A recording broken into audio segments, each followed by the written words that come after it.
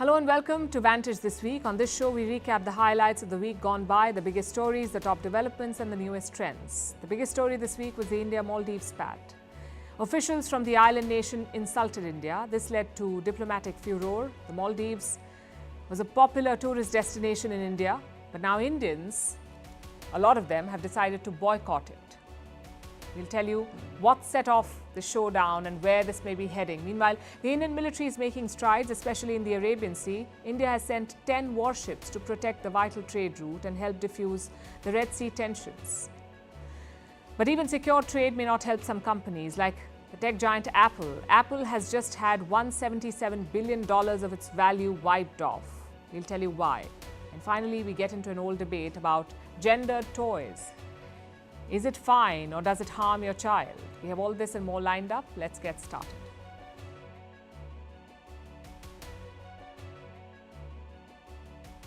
Do you know what Indians are searching for today? Lakshadweep. How to travel there, the main attractions, the holiday packages, all of it. Lakshadweep is the top search item. Last week, Prime Minister Modi went there. He wanted to make Lakshadweep popular, and now it is, but with a twist. It is trending because of the Maldives, specifically 3 Maldivian ministers. They insulted the Indian Prime Minister, called him names, used words like clown, terrorist and puppet of Israel. All 3 ministers have been suspended. The Maldivian government was quick to act, trying to distance itself from their statements. But it's struggling to manage the fallout.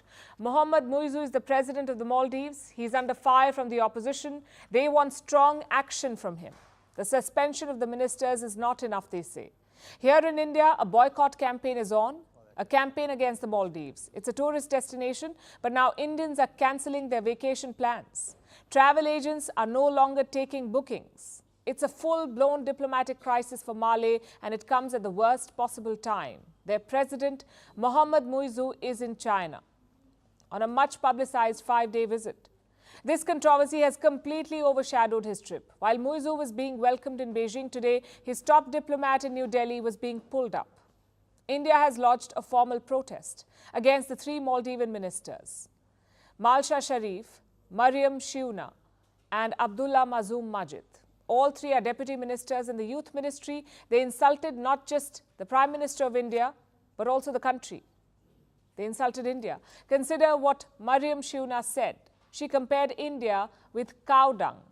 After the backlash, they deleted their posts. Then the Maldivian Foreign Ministry tried to repair the situation. It released a statement. It said the ministers spoke in their personal capacity and their posts do not reflect the government's position. Mali has also called the Indian High Commissioner in the country. He was told the same thing. The posts do not reflect Mali's official position, but it won't cut it. The opposition in the Maldives is up in arms. Leaders like Mohamed Nasheed, the former Maldivian president, he called the language used by these ministers, and I'm quoting, appalling. Muizzu's predecessor, Ibrahim Soli, also spoke about this.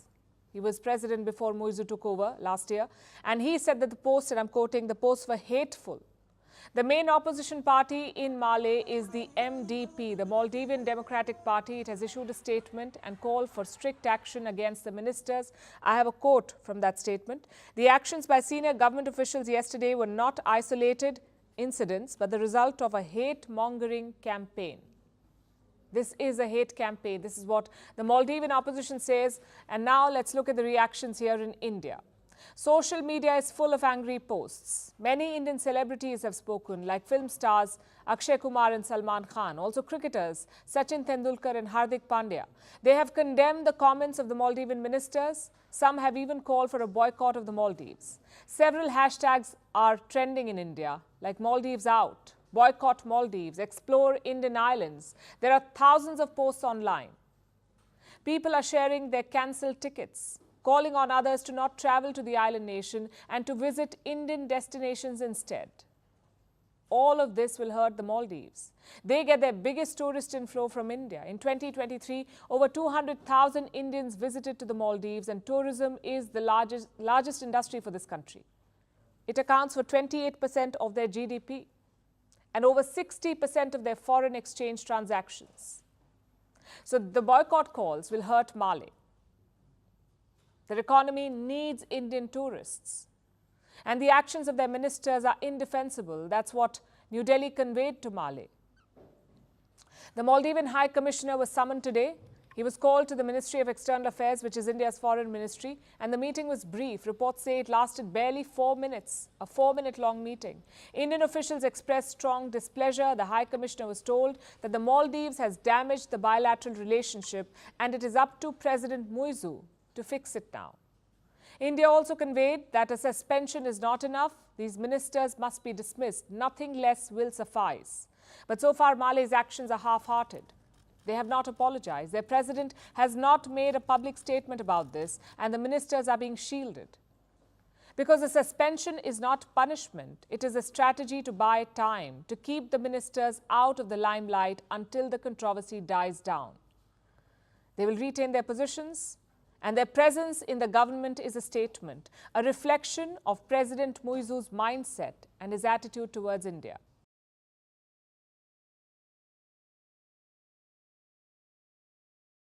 Let's turn to China now. They're hosting Maldivian President Mohamed Muizzu. He's on a 5-day visit. Yesterday was his big day in Beijing. First up was a visit to the Communist Party Museum. Muizzu looked thoroughly floored. He got a video tour of Chinese history, tried his hand at a simulator, and finally signed the visitor's log.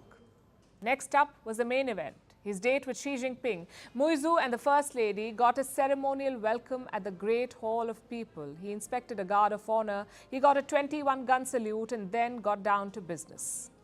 I'm undertaking this visit to your beautiful country with 7 ministers of my cabinet as a clear demonstration of my strong commitment and desire to reinvigorate the Maldives' long-standing friendship with the government and people of China, and to discuss ways of expanding it for the benefit of our people of our 2 countries. Now, this is a classic Chinese strategy. Give your guest a tour, show off your impressive infrastructure, then hold bilateral talks. The idea is quite simple. By the time you get down to business, you're overawed. You're already impressed by China's might. Then it's Xi Jinping's turn to put the finishing touches. Listen to this. You are the first foreign head of state that I have received this year. This visit to China is also your first state visit to a foreign country after taking office as president. Under the new situation, the relations between China and the Maldives are facing a historical opportunity to build on what has been achieved and chart the way forward. Xi thinks it's a historical opportunity. For him, yes, it is. But for the Maldives, not really. This is a country already sinking under Chinese debt. Male owes China more than $1.3 billion. That's 20% of its total debt. So logically, what should Muizzu do? Stay away from Chinese loans and investments. That's what the World Bank told them last year. But Muizzu is doing the opposite. He has signed 20 agreements with China. They cover a number of sectors and industries like tourism, disaster management, blue economy and digital economy. Of course, infrastructure is on the table too. Muizzu and Xi agreed to accelerate a number of projects under the BRI, the Belt and Road Initiative. They also elevated the ties to a new level, that of comprehensive strategic cooperative partnership. I guess the question is why? China has a history of debt traps. You already owe them 20% of your debt. So why go back for seconds? To understand that, we need to look at President Muizzu. In 2012, he became the Maldives' housing and infrastructure minister, and he held that position until 2018. In that time, China invested a lot of money in the Maldives. Look at some of the major projects. 1,500 housing units in Hulhu, Male. Total cost, around $138 million. In 2015, China won the contract to upgrade an airport. The Villana International Airport cost $373 million. In 2016, another project was awarded to build a bridge between 3 Maldivian islands. Again, cost $63 million. It was first called the China-Maldives Friendship Bridge. Later, it was renamed to Sina-Male Bridge. So that's 3 major projects in 5 years. And who was the infrastructure minister during this time? Mohamed Muizzu. So clearly he has dealt with Beijing in the past, and chances are those contacts remain. Just look at the state visit. Muizzu had a meeting with Chang Yong-chun. He is president of BUCG International. That's the Beijing Urban Construction Group, BUCG. They've built some iconic structures in the Chinese capital, like the 2008 Olympic venues. But guess what else they have built? A seaplane terminal at the Valana airport in the Maldives. And when was the project given? When Muizzu was infrastructure minister, he's kept those contacts alive. In 2022, Muizzu addressed some Communist Party officials at an online event. Look at what he told them. Our party's return would script a further chapter of strong ties between our two countries. So the love for China is not new. It's been a part of Mohamed Muizzu's career. But to bring China in, he had to push India out. So he made New Delhi the enemy. How? With blatant misinformation. And we are not the ones saying this. We are quoting what European election observers have said. They had visited the Maldives during the election. They spent around 11 weeks there in the Maldives. And now they have submitted a report to the European Union. Look at what this report says. I'm quoting. The campaign included anti-Indian sentiments based on fears of Indian influences and anxiety regarding a presence of Indian military personnel inside the country. This theme was subject to multiple online disinformation attempts. In simpler words, fake news. Muizzu drummed up fears of Indian influence in the Maldives. He radicalized his supporters, and now he's cozying up to Beijing, which raises multiple questions about the president. Is he China's man in Mali? Did he get help from China during the elections? Well, he wouldn't be the first. Reports say China also funded Mahinda Rajapaksa's election campaign in Sri Lanka. Beijing gave his aides $7.6 million plus investments in projects in his hometown. So Beijing has a history of doing this. They also have a history of cutting and running. Muizzu should be mindful of that. If not, he could be the next victim.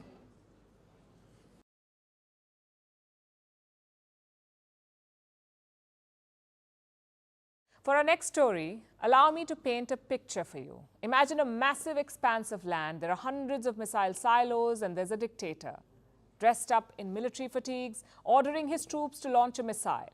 You wait with bated breath, but nothing happens. Anticlimax. The silo lids which house the destructive missiles refuse to open. Our dictator is frustrated, but undeterred. He orders his soldiers to fire a different missile. Again, they fail. This time, the missiles are the problem. Instead of rocket fuel, they're filled with water. It sounds like a comedy of errors, but what if I told you that this is not fiction? All of this is happening in real life to none other than Xi Jinping, the leader of one of the most powerful nations in the world, with one of the largest military forces. Xi Jinping cannot trust his missiles. Says who? A US intelligence report. They've conducted an assessment and the findings are both hilarious and shocking. Recently, Xi Jinping ordered a purge. His target was the Chinese military. It started with the top guy, Li Shangfu. We've told you about this. He was China's defense minister. Xi Jinping had appointed him in March 2023. Barely 6 months into the job, Li Shangfu disappeared. He went missing in August 2023. 2 months later, in the month of October, he was sacked, removed from office. The news came officially from Beijing, but as always, no reason was given for his removal. He just disappeared. And this was just the beginning of more high-profile exits in China. Just last month, 9 military officials were given the boot. They were removed from the National People's Congress. That is China's top legislative body. 9 people were removed. In July 2023, 2 top generals were removed. They ran China's nuclear rocket force. And this has been the trend. The Chinese president has been relentless. It's not clear how many officers are gone, but multiple reports say it was a large-scale purge. And Xi Jinping is not done yet. Apparently, the sackings will continue this year as well. The Chinese military mouthpiece, one of the mouthpieces, published a report about this purge, about why Xi Jinping was sacking his generals. And this is what the piece says, and I'm quoting. China is waging a difficult and protracted war against corruption. So the officers were deemed corrupt. Nothing new there. When Xi Jinping became president, his top priority was fighting graft, especially in the PLA. He launched a campaign called tigers and flies, meaning a crackdown on both big and small players, tigers and flies. They will all face action. And that's exactly what he did. In the last 10 years, more than 2 million government officials have been prosecuted in China, including from the PLA. And now, more than 11 years into the job, the cleanup drive is still on. So the Americans dug into this decade-long purge. And what they uncovered was quite embarrassing for China. Turns out, corruption in the PLA is rampant, especially in the defense industrial base. Both the PLA's officials and suppliers are involved, and this corruption has hurt their preparedness, their readiness for war. The US intelligence uncovered specific examples. Listen to this, and I'm not making this up. Listen carefully. China got missiles that were filled with water instead of fuel. I'll repeat that. The missiles supplied to the Chinese army had water, not fuel in them. In Western China, there's a missile silo field where the lids are malfunctioning, so they cannot launch a missile when they want to. I'm sure it's a matter of shame and worry for Xi Jinping. So he's doing what he does best, crack down. But the bigger story here is this. The obvious weakness of his military. China is not war ready. That's the conclusion of the American report. They cannot fight a war. These revelations have shaken China's confidence in its army and raised doubts about the PLA's capabilities. Where does this leave Xi Jinping? He cannot fight the world with missiles filled with water. He pumped billions to modernize his military. He wanted a mighty sword of steel. What he's got is papier-mâché.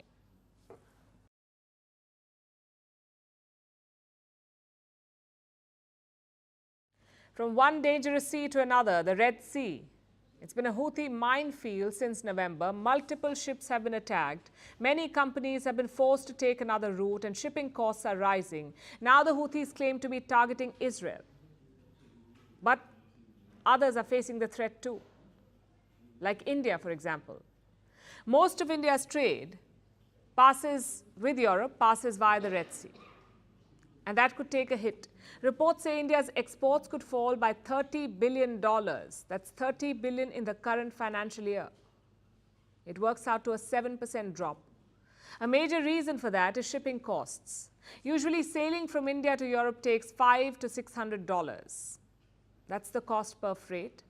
Now it's almost $2,000. If you add war risk insurance, it's almost $3,000. So exporters have two options: either absorb the rise and risk a loss, or add it to their selling cost. But whatever they choose, it's bad news for them. So India is concerned about the situation. It has deployed a lot of hardware in the region. This is what India has: 10 warships, surveillance planes, additional drones, and more marine commandos.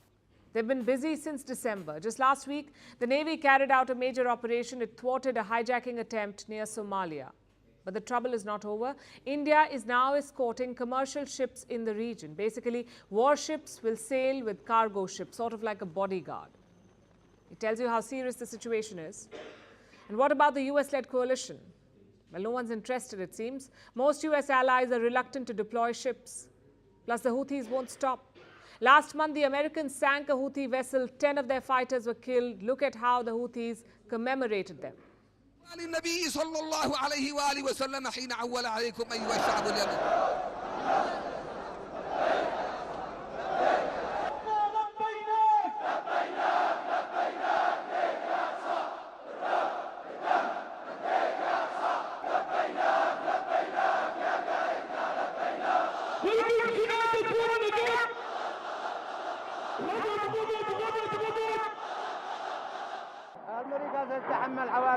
America will bear the consequences and results of what it has done. And we say that we don't fear anything America does. It was a sea of people, as you can see. Tens of thousands gathered in Sana'a. They chanted slogans against America. What does that tell you? It's a popular campaign for the Houthis. Attacking these ships gives them political mileage. So why would they stop? Of course, Israel is not bothered. They continue to wage war on Gaza. It's other countries in Asia who are affected. For example, Singapore has joined the US-led coalition. It is sending soldiers to the Red Sea. So is Sri Lanka. Their major exports have been hit by the conflict, so Colombo is sending a warship. Even Pakistan has joined in. Their warships are patrolling the Arabian Sea. Now, Islamabad has not blamed the Houthis, but their concern is quite clear, keeping the sea lanes safe. The biggest responsibility lies with India. New Delhi is the net security provider in the region, also the first responder in the Arabian Sea, so naturally our deployments are more. But what about the rest of the world? The Red Sea carries around 12% of global trade. So surely it's everyone's job, not just one or two countries. But the attitude right now is your exports, your problem. Even China is half-hearted. Its largest shipping firm has stopped using the Red Sea. Some exporters are now using trains. Goods are being taken overland to Central Asia and Europe. Of course, this is not a long-term solution. It's more expensive and time-consuming. To safeguard the Red Sea, there are just two options. One, a much larger force. You can't have half-hearted participation. Or two, end the war in Gaza. Ask Israel to stop the offensive. But Washington is not interested. They've talked about limiting the offensive. They've talked about protecting civilians. But they won't call for a ceasefire. U.S. Secretary of State Antony Blinken is in West Asia. He still thinks that threats will work. We've had 40 countries come together to make clear that what the Houthis are doing has to stop. And we have other countries that have made clear that if it continues, there have to be consequences. So our strong view, our strong preference is that the Houthis get the message that they're receiving from countries around the world that this needs to stop. Well, news flash, they won't. The Houthis are now heroes in the Muslim world. They're being celebrated on the streets, so threats will not stop them. It's time the US and its allies realize that.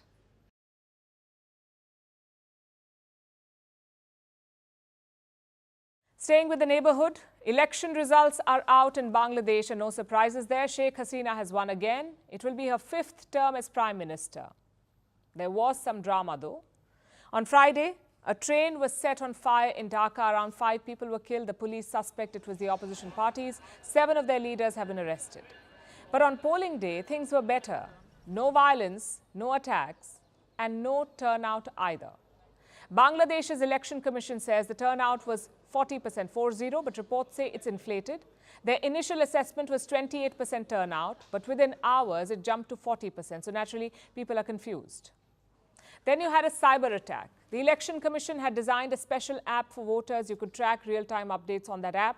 But on polling day, the app was running slow. Dhaka says it was a cyber attack, that hackers from Germany and Ukraine were behind it.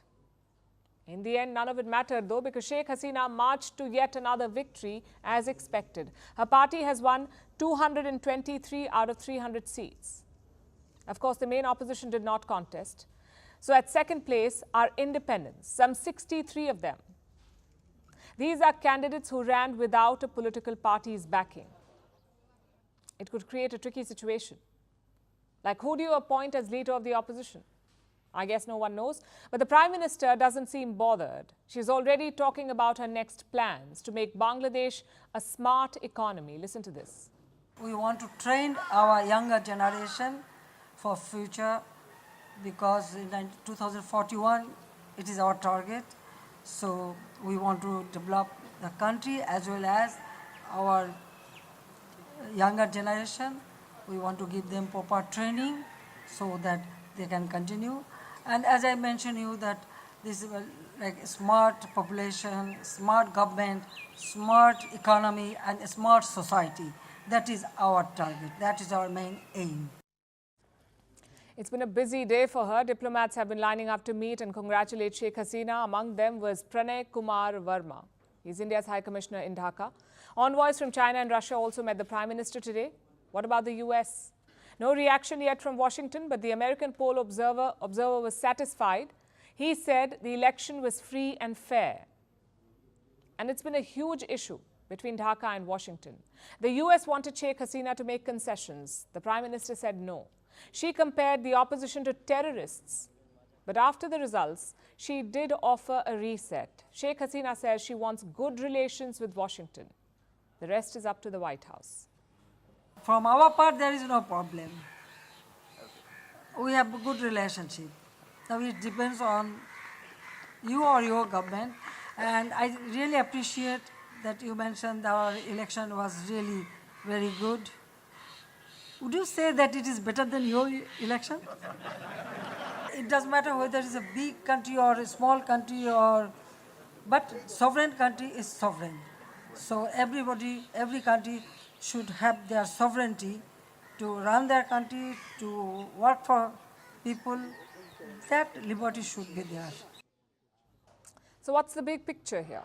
How does this election change Bangladesh? For starters, Sheikh Hasina has tightened her grip on power. She will be Prime Minister until 2029, and by then her tenure will be 25 years long, a quarter of a century. She will also preside over a changing Bangladesh. In 2026, the country will enter a new phase. It won't be a least developed country anymore. Bangladesh will be a developing country. Having said that, challenges remain. And we can think of three major ones. First is the economy. Inflation was more than 9.7% in 2023. Factory workers went on strike demanding more wages. That has to be fixed.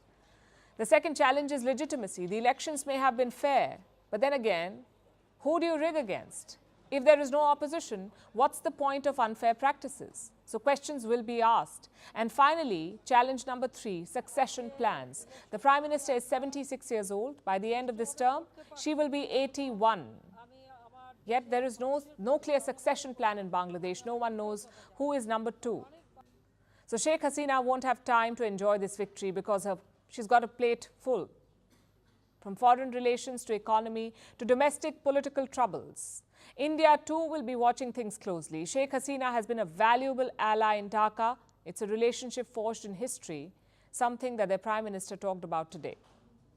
India is a great friend of Bangladesh. 1971, they supported us, and also 75, they gave shelter to us, me and my sister and myself, and also other family members. So India, we consider our next door neighbor, and we have many problems, but we solve it through bilaterally. So I really appreciate that with neighbor we have wonderful relationship. India knows what to expect from Sheikh Hasina. She's a known entity. But the instability will worry India. I guess it's a question of how quickly Sheikh Hasina can turn the economy around, because that's always been her USP, a strong economy.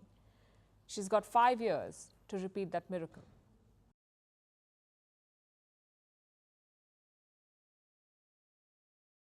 If the new year is not going so well for you, spare a thought for Apple. It's been just a week and the company has seen everything it seems. Stocks have plunged, demand has plunged, and things just keep getting worse. Since 2022, Apple has been the world's most valuable company, but that title is now under threat. Why? Multiple reasons. Apple's new year started with 2 rating downgrades. That caused shares to drop. Then came a report. It said that the US could move an antitrust case against Apple. And the shares fell further.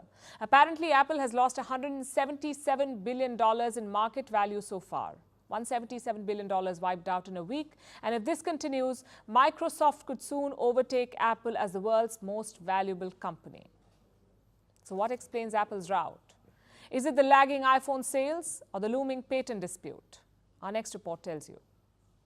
Have you heard of the Magnificent Seven? They are stocks of America's top tech companies. Apple, Alphabet, Microsoft, Amazon, Meta Platforms, Tesla, and Nvidia. In 2023, they drove the US stock market. At the start of this year, the group was valued at $11.7 trillion, worth more than the combined value of UK, Japan, and Canada stock markets. But one of the Magnificent Seven has taken a hit, and it sent the market cap tumbling. I'm talking about Apple, the world's most valuable company. It was the first to become a $1 trillion company and the first to become a $3 trillion company. But now Apple may lose its top spot to Microsoft.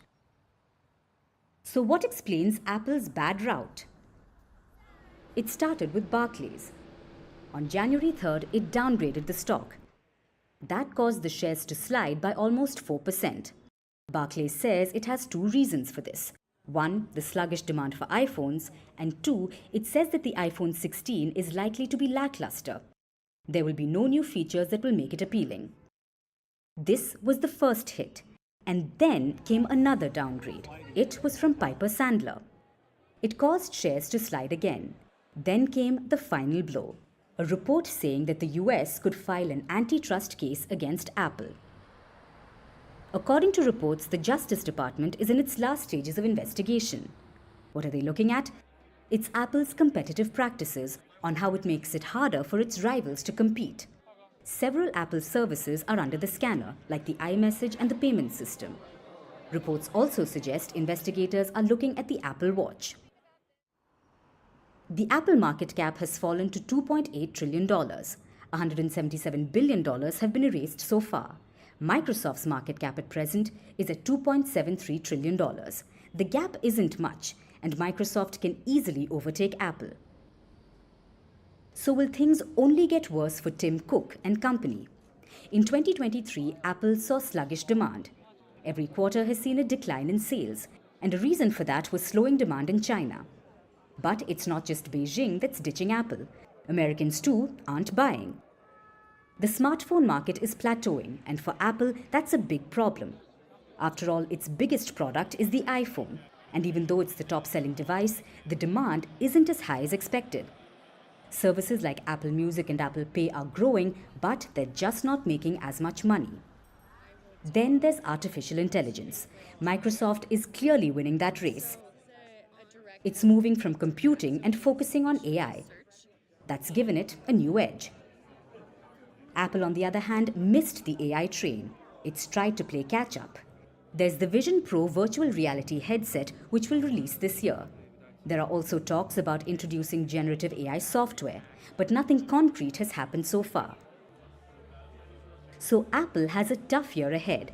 It hasn't entered the AI space, its iPhones aren't making as much noise, and it's under investigation. The company was once saved from bankruptcy through sheer innovation. The lack of it could bring about its downfall once again.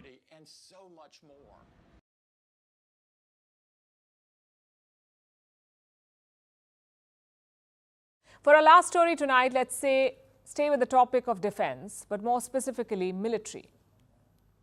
Here is a list of 5 nations: America, Russia, China, India, and Britain. Let me ask you, what's in common? What's common in their militaries? You'll probably say what's common is their strength. These 5 nations have the strongest armed forces in the world. And you'd be right in saying this. But there is one more commonality, a crisis that they share. Not of money or weapons, but of people. The 5 strongest militaries in the world have a recruitment crisis. Take the Bangladesh Armed Forces. Their troop strength has been falling. And now they are at a record low, the lowest in 200 years. So 2 warships will be decommissioned this year from the British Navy. There aren't enough officers to man those ships. Fewer people are joining the forces, more fully trained soldiers are leaving, and some of the top ranks are going vacant, like that of the Royal Navy's Rear Admiral. This is the 6th promotion an officer can reach. It is 2 promotions away from becoming Admiral, the highest rank in the Navy. So being Rear Admiral is a big deal. You're responsible for elite operations, for managing the nation's nuclear deterrent, basically highly classified projects. That's what you do, that require a certain amount of stealth. So one would expect the recruitment to be stealthy too, except it is as blasé as it gets, because the Royal Navy is in troubled waters. It's not been able to hire for the position, so the sailors were forced to cast a wider net, and they've advertised on LinkedIn. The position of Rear Admiral has been advertised on LinkedIn, the professional networking site. And if you think this is weird, then look at the American military. They're facing an unprecedented recruitment crisis too. They have missed the hiring goal by 25%. The military's ranks are going empty, whether in the Army, the Navy, or the Air Force. So America is resorting to TikToks to hire recruits. And then we have the Russians. Compared to the Americans, their methods may sound boring. They're putting up the ads on billboards, urging people to swap the job of a taxi driver or a security guard for that of a so-called warrior. Meanwhile, the Chinese military has an unusual target, not Taiwan, not North Korea or Winnie the Pooh cartoon. It is targeting green graduates from civilian colleges. In a first, China is looking for fighter pilots there. In another first, women can apply too. And speaking of colleges, India too is taking that route. The Indian military has over 150,000 vacancies, 150,000 vacancies. So the government is holding lectures in schools and colleges, trying to motivate the youth into joining the forces. As I said, there are too many jobs and not enough people to fill them. In some ways, the military have a good problem to solve. At least there are opportunities. Do you know what's worse? When there aren't enough jobs to start with, not just in the forces but across industries, it can go down in two ways. In some nations, chaos erupts. Ask these African countries. They have the worst employment rates in the world and things are turning bloody for them. The lack of jobs in Africa is driving recruitment for armed groups. 25% of terrorist recruits there say they joined because they needed money to survive. That's one scenario. This is what joblessness leads to. The other option is that people escape. Brain drain is an unhappy consequence of lack of jobs, which currently troubles the happy nation of Bhutan. The Bhutanese are considered generally content, except when it comes to job opportunities. The youth unemployment rate stands at 29%, so the young are looking for better opportunities elsewhere, especially in the land down under. 15,000 Bhutanese were issued visas for Australia last year, which is a record, 15,000. That's more than the combined number of 6 preceding years. It's also about 2% of the kingdom's population. So my point is quite simple. If the world's job market were on a map, it would be a complex, paradoxical picture. People have degrees no one cares for, looking at you, liberal arts, but also MBA. It was once a ticket to corporate corridors, but now it seems to be losing that value. Meanwhile, there are mass layoffs for jobs people love. There are mass vacancies for positions people don't want. All of this makes one thing quite clear. The global labor market is a puzzle, and today it faces a mismatch.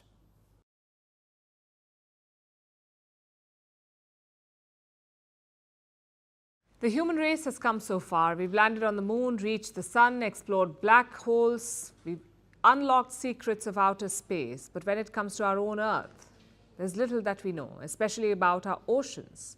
70% of the Earth's surface is covered with water and 80% of it is unexplored. Oceans regulate our oxygen. They influence our climate. And they have a treasure trove down there. Not of gold coins left behind by pirates, but of precious metals and minerals. But can you mine them? One country has decided to, and that's Norway. They have a new plan, a controversial one, to mine the seabed, extract minerals from it. The process is called deep sea mining, and Norway will be the first country to do it. The proposal is quite simple. Let me show you a map. The area that you see in red, this is what Norway will open up for mining. 280,000 square kilometers of national waters. Companies will submit proposals. They will be evaluated. The parliament will examine them, and if approved, they can mine there. Sounds pretty straightforward, except that it isn't. It's controversial and divisive. And to understand why, let's look at what deep sea mining really is. The sea floor is covered with rocks, roughly the size of potatoes. These rocks are called polymetallic nodules. They take millions of years to form. They contain metals like manganese, copper, nickel, cobalt, and other minerals. They can be used to make mobile phones, electronic devices, wind turbines, solar panels, and batteries for electric vehicles. And all of these are in demand. And in the coming years, that demand will only rise because climate change is looming, the world wants clean energy, there's a push to transition, and these metals can power that transition. In fact, by 2040, demand for these metals is expected to double. So we need them. We know where we can find them, which begs the question, why haven't we extracted them yet? Because the process is not as easy as it sounds. The first challenge is technology. You need underwater dredging machines or robot-like vehicles. They'll have to be sent down to the ocean floor, some 5,000 meters below the surface. They will then drive on the ocean floor, swallow the nodules, bring them up to a ship on the surface. It's going to cost a lot of money. And governments alone may not be able to do it, which is why Norway wants to open it for private companies. The other challenge is environmental damage. Like I said, these nodules take millions of years to form. We know they exist, but we know virtually nothing about their ecological importance. Removing them could have repercussions. Plus, the ocean bed is biologically diverse. It has thousands of species, many that we don't even know of. Mining there could cause irreversible damage. The seabed could be affected, marine life will be affected, which means we need some guardrails. What do the rules say? Any country can allow deep sea mining in its waters, which is what Norway plans to do. Japan and Jamaica want to do the same, but only in their waters. International waters are governed by a global body. It's called the ISA, the International Seabed Authority. In July last year, the ISA missed a deadline. It wanted to set up rules for deep sea mining, but those negotiations stalled. This year, they plan to meet again. More than 30 countries want a ban on deep sea mining, but some countries like China are in favor. They say deep sea mining is necessary, especially in the transition to clean energy. And this debate may be never ending. Deep sea mining has its benefits, yes, but it cannot be allowed without knowing the consequences. Mining on land is doing enough damage, irreversible damage. We cannot extend it to the ocean bed without knowing what it could lead to.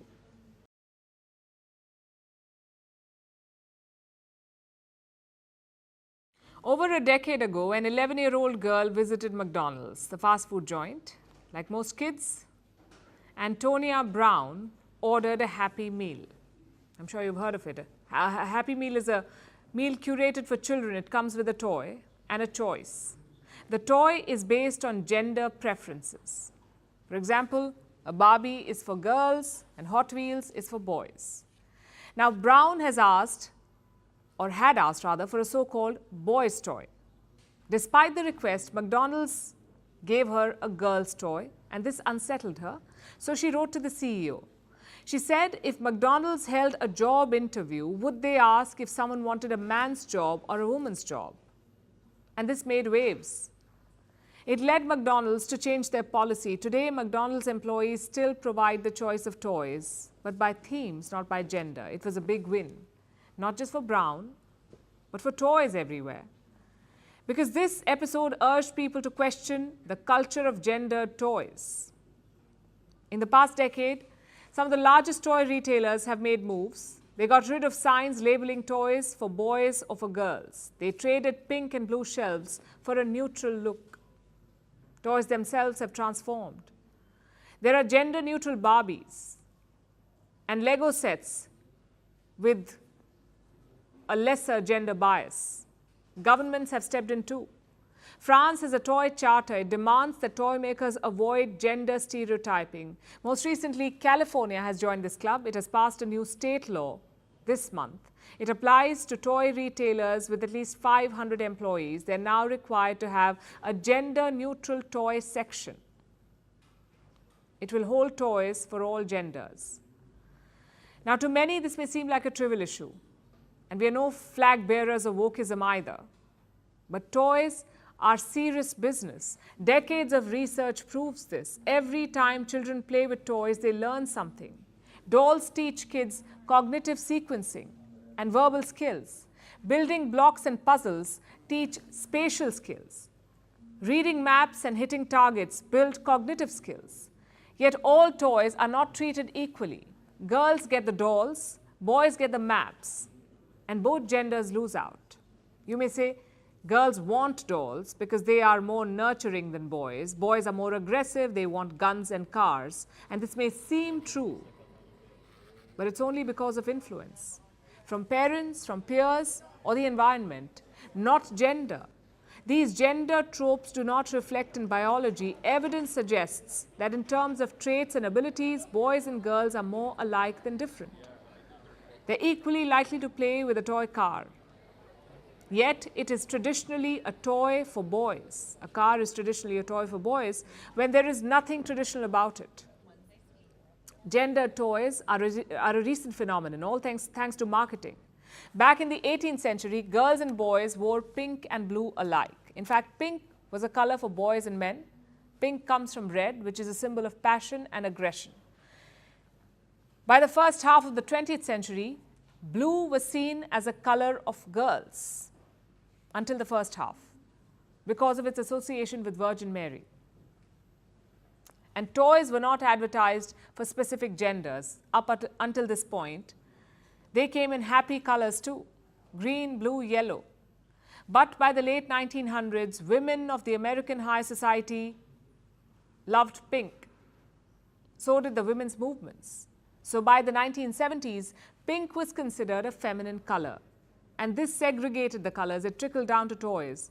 Marketers acted quickly, and today the toy industry is worth $107 billion, all while there are two kingdoms of pink and blue.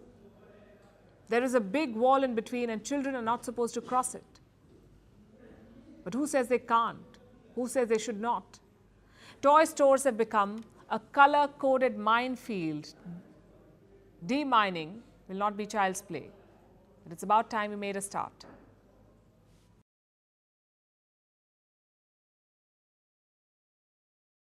To India now, let's talk about the two pictures behind me. Both are of Gulmarg. It's an idyllic town in Kashmir.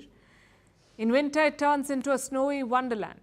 On my right is a snow-covered Gulmarg. It attracts tourists every year. They come from across the globe to enjoy the snow, to take part in winter activities and to ski down the slopes. But this year, Gulmarg has no snow, like you can see in the picture on my left. The land is not white. It is barren with small specks of snow. What happened to the white blanket of Gulmarg? Our next report tells you why there is no snow.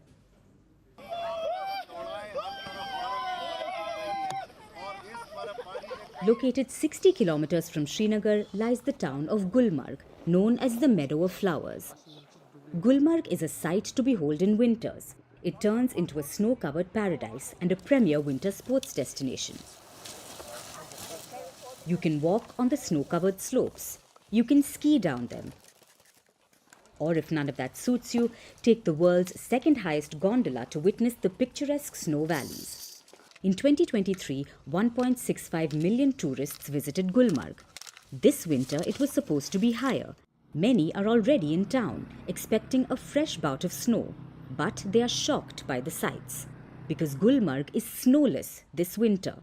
The land is barren. It's more brown than white. There are tiny specks of snow, almost like a consolation. So why is there no snow in Gulmarg? The weather office says it's due to a dry spell in Kashmir.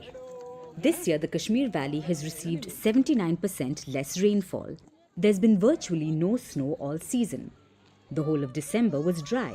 January too is likely to be the same. But why is that? It's because of climate change. Gulmarg's snowless winter is due to the El Nino phenomenon. It's a climate pattern that leads to warming of Pacific waters. It tends to create warmer than average weather. And that's happening in India. This year it's witnessing a shorter winter. And places like Kashmir may see virtually no snow. Netizens are already expressing concern. Some say the sight is shocking. Others have resorted to skiing on a man-made ice rink. Former Jammu and Kashmir Chief Minister Omar Abdullah also spoke about it. He says he's never seen Gulmarg so dry and that there's nothing to ski on. For the town, this is scary. Gulmarg depends on tourism every year. It's how the town survives, and it usually booms every winter. Lakhs of tourists come for the snow, and with no snow on the ground, many are cancelling. Plus, there are the skiing enthusiasts. They want to ski down snowy slopes, not barren ones. Also, India's Winter Games will be held in the town from February 2nd. That could be affected too. For now, Gulmarg is only hoping for one thing: snow. But it's unlikely until next month. Till then, the town will have to adapt. It will have to ski through this crisis. Except it will be a bumpy ride instead of a snowy descent.